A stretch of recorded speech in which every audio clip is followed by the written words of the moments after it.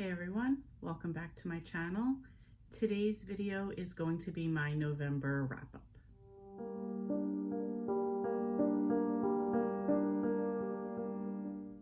So November was the month that I said I wasn't going to do any readathons and wound up doing a few of them and not succeeding at most of what I had planned. Let me just start at the top saying one of the first readathons I had was Game of Tomes, and this was going to run from the 1st to the 14th. I did a separate wrap-up video on this, so I will link that in the description below. Just to give a quick wrap-up here, I read Every Last Fear by Alex Finley, and I rated this 4 stars. I finished The Guilty by James Patterson. I rated that 3 stars. And Slashing Through the Snow by Jacqueline Frost, and I rated that 3 stars. Okay, so the very first book I read for the month was Encyclopedia Brown Solves Them All by David Sobel. This is a elementary, middle school, I'd say middle grade book, a series of books that were written in the 60s. They follow a 10-year-old boy named Leroy Brown. Everybody knows him as Encyclopedia. And his father is the chief of police in the town they live in. Encyclopedia is known for being very smart and solving cases. He has his own little detective business as well. And he really is the brains behind solving the crimes in Uncasville, where he lives. The book goes over about 10 different stories, and you hear the story and the clues that are given throughout, and then the book stops, allows you to try to figure out the clues and solve the mystery, and then it will continue and tell you how Encyclopedia solved it. I enjoyed these books when I was a kid. I brought this one along on a road trip with my sister and my cousin because it's something to do, killing time while we're in the car, and my sister gets very competitive and thinks this is a lot of fun. I rate the Encyclopedia Brown books 3 stars. Next, I finished 1984 by George Orwell. This was a struggle for me. Not only is it a modern classic, and I already don't like classics, I just found the story super boring. I mean, the story of Winston was okay. I'd give that 3 stars, but the Oceana story and their rules and all that, that was so boring. It was a 1 for me. I mean, I got the basics of it, but I feel like they went into so much detail about it. And I mean, is some of it feeling like it's relevant today or going in the direction of relevancy for today? Sure, but again, I didn't need all that went along with it. It just dragged on. So I took the 3 and the 1 and I gave this a 2 stars. Okay, so next I will go over the Killing Time with Cozy Book Club scavenger hunt picks.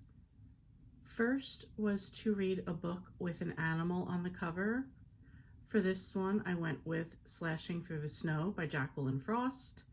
I already discussed this in the Game of Tomes wrap-up video, so I'm not going to go into it here, but there's always a cute little animal on the cover, so fit the bill. Again, I gave this one 3 stars.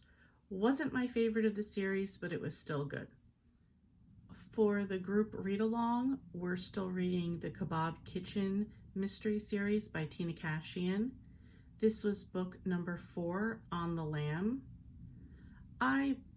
If I wasn't so close to catching up on this series, I would have stopped reading it already. I'm glad I didn't though, because book 4 was actually pretty good.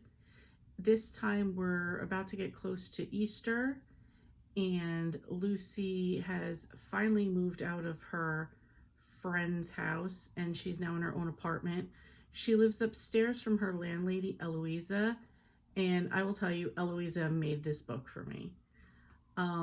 She was really just a funny, quirky character, and I think she, if they had put her in this book earlier, I think these books would have been a lot more fun. There's only one left in the series. I can't wait to get that one done so I can cross this series off my list, but I gave this one 4 stars. Our second scavenger hunt pick was to read a book about a craft or a hobby. For this one, I picked A Brush with Murder by Bailey Abbott. This is the first in the Paint by Murder mystery series. This one just came out in October. It's about a woman named Chloe who moves back to her hometown. Her sister is running a, it's not a paint by numbers, but it's kind of like paint classes where if you've ever done like those like wine and painting type of classes where they'll say like paint a circle in the middle in yellow and then take a bit of white and blue and make a squiggly line on the bottom. That's sort of what her classes are like. Her sister does have other like cool theme nights, like one was make a portrait of yourself using Lego shapes, and another one was like paint your pet night. So there are some cute ideas behind it. Their parents are also artists, so I really like the family dynamic, especially when it came to art and what they all thought of like different type of art and painting. That was cute. The mystery actually to me wound up being pretty good. I just thought it was a little bit slow going in the middle. I don't know if it was like too much or not enough of something, but overall I did think it was a good start to a series. I gave this one 3 stars. Next up, and I didn't plan on reading this one because I didn't even realize it was coming out, is Killer Research by Jen McKinley. This is number 12 in the Library Lover mystery series, one of my favorite series. And in this one, Mrs. Cole, the lemon, is running for mayor. Of course, there's a murder. She is the prime suspect, and Lindsay and the rest of the library crew have to come together to clear Mrs. Cole's name. I know for a lot of people that are just in the beginning stages of reading this book, they hate Mrs. Cole. They don't understand why I would love her so much, but she has so much character growth, and I've really come to love her as a character. I gave this book 4 stars.